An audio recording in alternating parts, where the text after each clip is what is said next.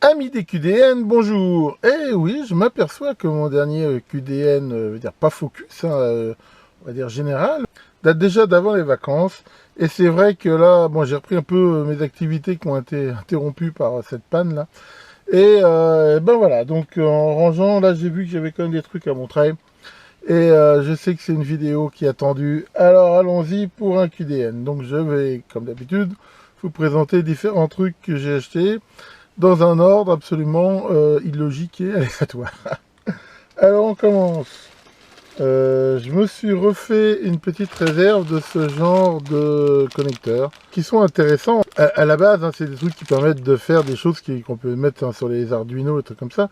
Mais c'est assez pratique dans la mesure où quand on peut les souder sur des trucs double face, ça permet aussi de faire pas mal d'adaptateurs. C'est des connecteurs, comme j'ai déjà montré, on peut y mettre assez facilement aussi des circuits intégrés, des transistors, des trucs, enfin voilà. Donc toujours est-il que je me suis aperçu l'autre fois que bah, c'est pas pareil, à force d'en prendre, d'en découper, j'en avais plus trop. Donc là je m'en suis repris tout un lot en taille assez grande. J'en avais racheté déjà des 3, mais là voilà, avec ça je pénard un petit moment.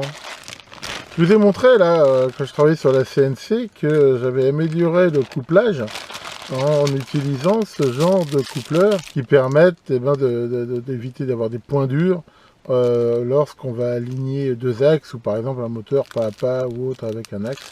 Et donc là j'en ai repris, alors il y en a plusieurs sortes. En fait j'en ai pris moi des qui sont 3 mm de chaque côté, dans la mesure où comme j'ai la chance d'avoir un tour, ça me permet de les percer selon l'axe dont j'ai besoin plutôt que d'en prendre avec des axes qui éventuellement ne vont pas forcément. Alors ça c'est un truc que j'en avais déjà montré, mais j'utilise énormément de breadboard, je fais des tas de montages sur des breadboards, et c'est vrai que des fois c'est assez pratique, même si je m'en étais fabriqué, c'est assez pratique d'avoir ce genre d'adaptateurs qui permettent assez facilement de les alimenter, soit en 5 volts, soit en 3 volts, mais il y en a même en fait où je vais sans doute les bricoler un peu pour pouvoir les alimenter autrement, mais l'avantage c'est que je vais récupérer le circuit imprimé, le switch, enfin bon, éventuellement je vous montrerai ça, là j'en avais racheté 5, ça suffira à mes besoins. Ah ça, alors ça c'est un truc, j'en ai acheté 3. Le but était de faciliter la vie de ma femme avec ses clôtures électriques, mais bon, le retour qu'elle m'a fait de ça est mitigé. Alors c'est quoi? C'est, on va dire, des prises rapides pour batterie. Alors, on va ouvrir un autre. Ça se présente comment? Ça se présente avec deux systèmes comme ça, un rouge et un bleu, et on voit qu'on arrive à les clipser sur les bornes des batteries. Donc l'idée c'est de pouvoir les monter et les démonter facilement. Alors après, bon, il faut avoir les batteries avec les bornes qui vont bien et avoir aussi un accès. Hein, donc déjà c'est pas très facile. Voilà. En fait déjà il y a ça, c'est que c'est pas très pratique à, à maniper en fait. C'est pas forcément très pratique voilà, à déverrouiller. Donc, comme on peut le voir, hein, il y a ce système qui vient serrer la cosse. Ça, c'est fait pour qu'on y mette avec un câble, hein, le câble qu'on veut relier. Et donc, normalement, voilà, on va le mettre ça sur la cosse et c'est censé se verrouiller dessus. Mais voilà, bon, on va dire ça marche bien avec certaines batteries. Mais d'après mon épouse, l'essai est quand même pas hyper concluant. Donc, voilà, je pense que je vais garder ça pour moi. Et voir si je peux pas les trouver d'autres systèmes. Dans les réserves de trucs qui s'usent très vite, j'ai repris là, alors j'en ai retrouvé là des pas trop chers qui n'ont pas l'air mal sur eBay je crois, tous ces fameux connecteurs. C'est vrai que j'en utilise à toutes les sauces. Maintenant dès que j'ai un truc, voilà, des câbles de mesure, des adaptateurs, tout ça, enfin je vous avais souvent montré ça, dans la mesure où je m'arrange pour que toutes mes alimes et des sorties, voilà, à l'écartement standard, c'est vrai que c'est super pratique. Et voilà, la dernière fois que j'en ai eu besoin pour faire un câble d'adaptation, je sais plus quoi, c'est aperçu qu'il m'en restait plus que 2. Donc voilà, là j'en ai repris, je devrais être tranquille un petit moment. C'est vrai que ceux-là ont pas l'air mal aussi, parce que en fait il y en a plusieurs sortes, avec plus ou moins plusieurs qualités. Bon, on va voir ça à l'usage, ce que ça dit. Alors toujours dans les trucs décidément dont j'ai refait les stocks, et ben des adaptateurs comme ça mais courbés. Voilà, donc je me suis aussi aperçu la dernière fois que j'en ai eu besoin, qu'il m'en restait plus qu'un ou deux, ou alors des modèles qui étaient, je veux dire, enfin courbés pas de la façon qui va bien. Donc ça, hein, je rappelle que ça peut permettre de faire, justement, éventuellement dans des trucs comme ça, en fichable ou non, et ben, de faire des connecteurs de cartes ou de tout ce qu'on veut. Donc là, pareil, j'ai refait le stock. Alors, un truc qui est arrivé en mode un poil destroy, c'est un truc que je me suis dit, je voulais essayer ça. Alors c'est quoi? C'est en fait c'est une sorte de poudre qui marche avec une sorte de colle cyano. Donc l'idée c'est quoi? C'est qu'il y a deux fioles ici de liquide qui manifestement c'est de la colle cyanuricrate, enfin une sorte de colle cyanuricrate, hein, ça sent ça. Et comme on peut le voir, ah, ils sont gentils, ils donnent même des gants, de poudre. Donc il y en a deux couleurs différentes. Voilà, ils donnent même ici une petite raclette, enfin voilà, il y a tout un petit kit d'accessoires. Et l'idée c'est que si on met cette poudre et qu'on colle dessus la colle, et ben c'est censé durcir instantanément et faire un assemblage qui est très solide, qu'on peut même d'après eux usiner et tout après. Alors j'ai un truc à réparer mais je ne l'ai pas encore utilisé. Donc j'essaierai de vous faire un retour à l'occasion sur le fait de savoir si ça marche bien ou pas. Donc enfin, voilà ce kit. Tant qu'on est dans les colles aussi, j'ai repris aussi ce genre de colle. C'est de la colle, je vous l'avais déjà montré, et puis finalement c'est pas mal, donc je l'utilise souvent. Donc là c'est pareil, j'en avais plus, je refais le stock.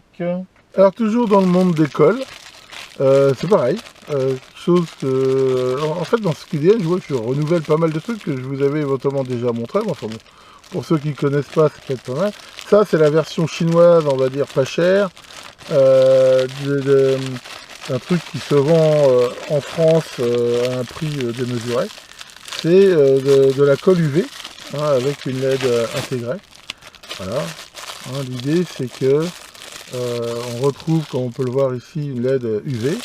Et c'est une colle, voilà, on la dépose et on la polymérise très rapidement avec cette lumière UV.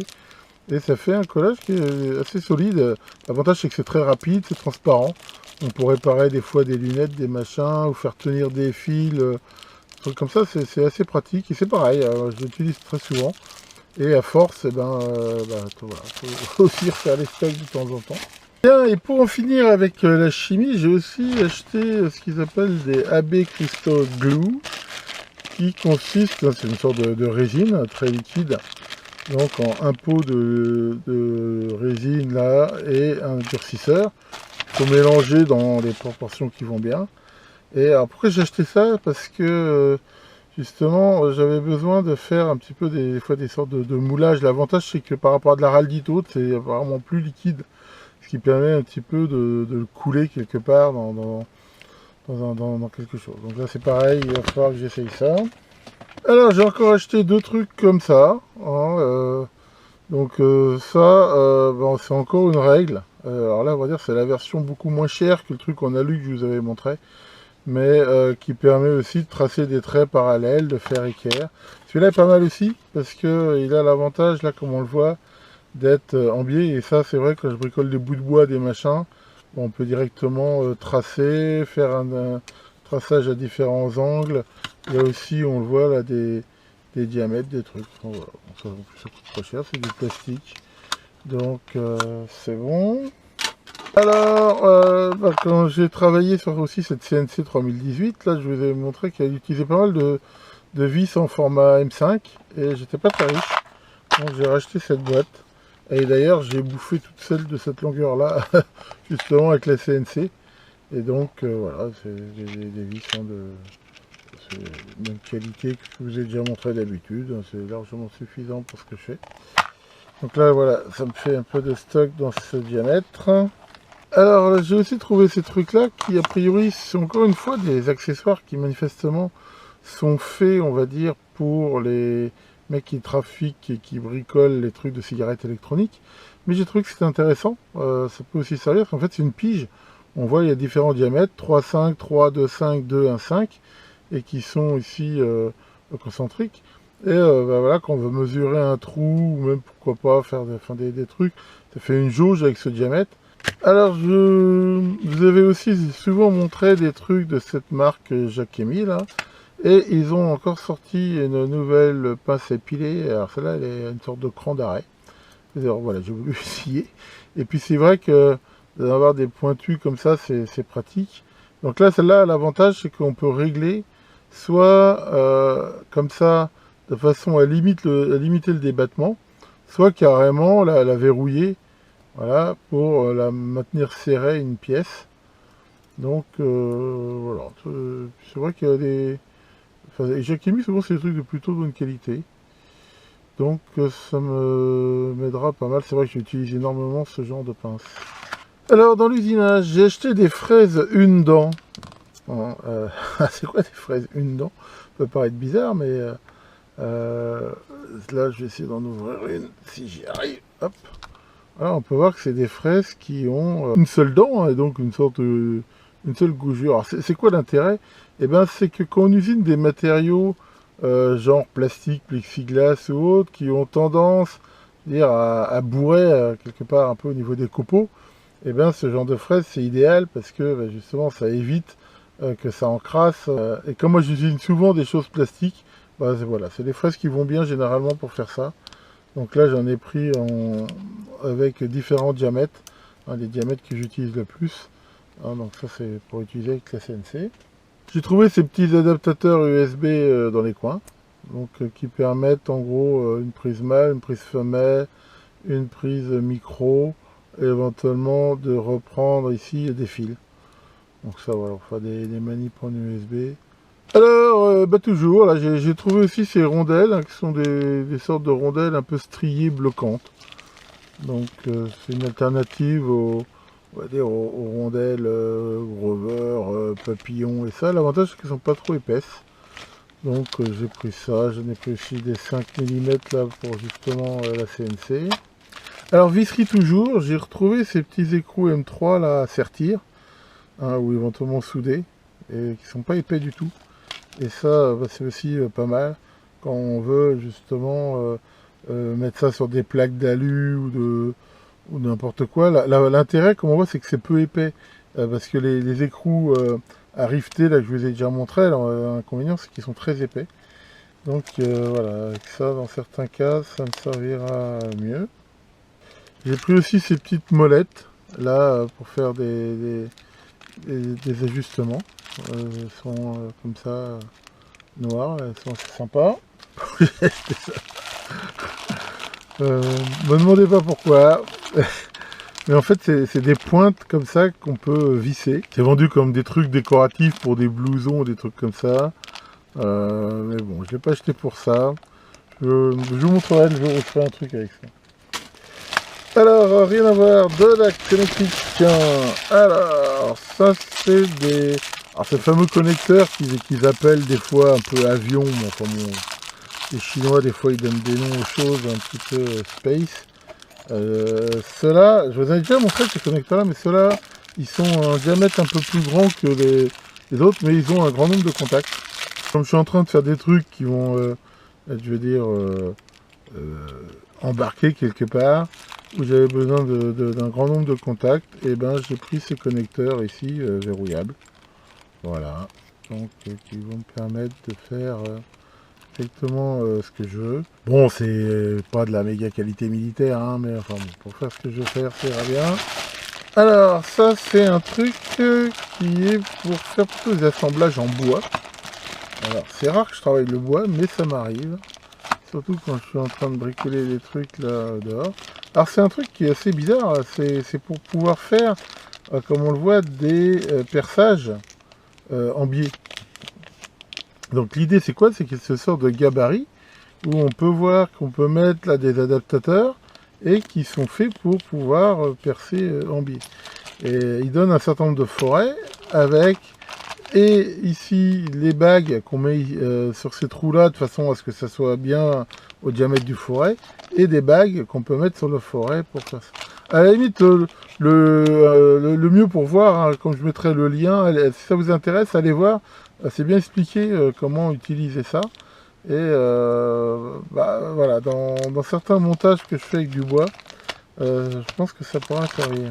Il y a quelque chose que je voulais faire en fait depuis longtemps. Je vous ai déjà montré ces systèmes d'ébavurage qui sont très pratiques, comme celui-ci, hein, qui permet donc d'ébavurer des découpes, des perçages, tout ce qu'on veut. Alors, il en existe différents systèmes. Celui-ci, là, de la marque Noga. Alors, est-ce que c'est un vrai Noga ou est-ce que c'est une contrefaçon? Honnêtement, je n'en sais rien du tout. Je pense que ça a l'air d'être un vrai, mais bon, encore une fois, c'est le problème qu'on achète en Chine, on ne sait pas trop.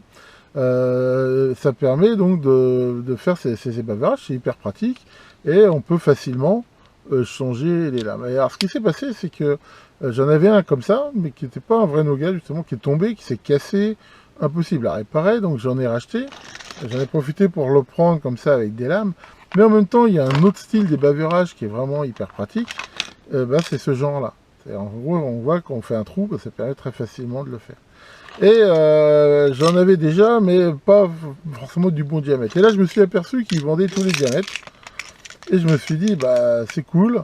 Et en même temps, vu que ça coûtait pas cher, j'ai acheté carrément les poignées, parce que normalement, voilà, on peut changer, mais c'est chiant. Comme ça, j'aurai sous la main tous les ébaveurs de tous les diamètres que j'utilise. Hein, voilà, du plus petit au plus gros.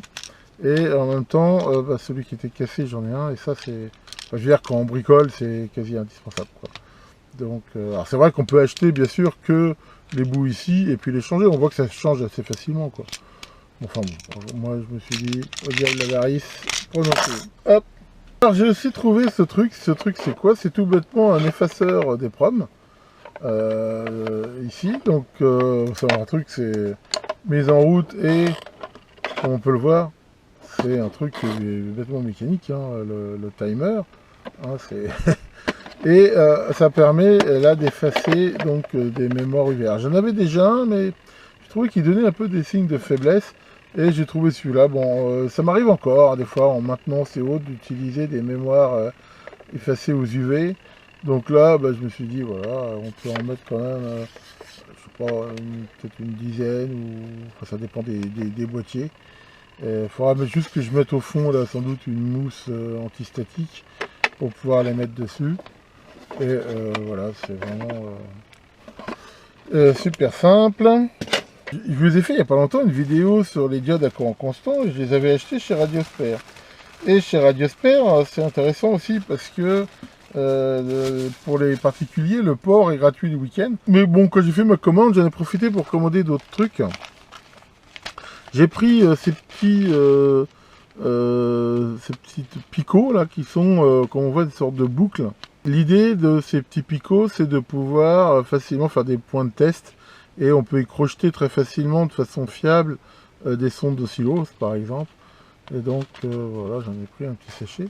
Et alors j'utilise beaucoup de ces tournevis Microtech là, et je me suis aperçu que autant j'en avais en cruciforme que j'en avais pas, surtout dans des grandes largeurs comme ça, en plat. Et ça fait plusieurs fois que ça me gave de ne pas les avoir. Alors c'est des excellents tournevis, hein, j'en suis très content. Bien que j'ai eu une fois un défaut avec, j'en avais parlé. Hein, c'était un défaut de fabrication, la lame tournait dans le manche. Alors il y a la garantie à vie Facom, mais c'est vrai qu'ils ont mis 6 mois à m'en envoyer un. Donc c'est garanti à vie, à condition de vivre assez longtemps. Enfin voilà, sinon c'est quand même du bon matériel, ce qui fait que là en fait j'ai acheté, j'en ai profité pour acheter des tournevis qui me manquaient. On peut les acheter dans des coffrets là où il y a plusieurs sortes, mais là j'ai pris juste ceux qui me manquaient. Alors il n'y a pas longtemps j'ai participé à un concours, c'était le concours des laboratoires d'électronique Elector, et donc j'ai envoyé la photo du mien et il se trouve que j'ai gagné le concours. Alors c'est assez rare, parce que d'habitude ce genre de concours je ne gagne pas. Alors qu'est-ce que j'ai gagné? J'ai gagné un bon d'achat de 100 € chez Elector, à utiliser assez vite. Donc j'étais sur la boutique Elector, j'ai regardé et j'ai trouvé un truc qui m'a interpellé. J'ai trouvé le concept intéressant. Maintenant, je l'avais déjà vu ce truc-là, j'avais trouvé que c'était quand même très cher pour ce que c'était. Mais je me suis dit, bon, à la limite, là je le paye pas, donc je l'ai acheté. Alors c'est quoi ce truc-là? Et ben on va le voir, un système qui permet de fixer les circuits imprimés, mais surtout de pouvoir faire des mesures avec. Alors comment ça marche? Je vais vous montrer ça. C'est assez astucieux ma foi. Donc c'est une plaque métallique, voilà, sur laquelle il livre des plots comme ça. On peut les voir, il y en a 4. Et surtout, et c'est ça qui est très intéressant, c'est ces espèces de porte-sondes là, comme on peut le voir, comme ça. Alors, ce qui est embêtant, c'est que je trouve que ça fait un reflet, là, on voit pas bien. Alors, c'est quoi le principe? Le principe, justement, c'est, imaginons qu'on veuille examiner des signaux sur un circuit CMS comme ce petit Arduino. D'aller mettre des sondes là-dessus, déjà, on risque de faire des bêtises que c'est petit, mais en même temps, on est obligé de les tenir en même temps qu'on manip un oscilloscope, un voltmètre, un truc, et c'est vraiment pas pratique. Donc là, l'idée, c'est que ces espèces de plots, là, ils sont voilà, avec un ressort, et là, il faut les coller soi-même, mais il y a des isolants. Donc l'idée, c'est de pouvoir facilement tenir à peu près n'importe quelle sorte de circuit. Donc là, par exemple, on va fixer l'Arduino. On peut le prendre par où on veut, mais par exemple comme ça. Alors ça monte très fort, ça pour ça, et le ressort est aussi fort, ce qui fait que vraiment, une fois que le circuit est fixé, comme on peut le voir, là, c'est fiable, je veux dire, ça bouge pas. Et l'idée, c'est qu'il y a 4 sondes, sondes qui, comme on peut le voir, sont faites d'un truc assez souple, d'un embout qui est assez pesant, et là de 2 connecteurs. Alors, ils sont reliés ensemble, hein, ça permet de mettre 2 fils, et là, comme on peut le voir, une micro-sonde élastique. Donc là, l'idée, c'est qu'on la positionne sur la patte, par exemple, qu'on veut tester. Et voilà, par le simple poids et la qualité du contact, eh ben, ça permet de faire une mesure. Et ensuite, on peut brancher ici. Alors, ils donnent des câbles, par contre, qui sont même pas silicone. Moi, je trouve qu'ils sont pas terribles, leurs câbles. Enfin, voilà, c'est de la pinoche à wrapper standard.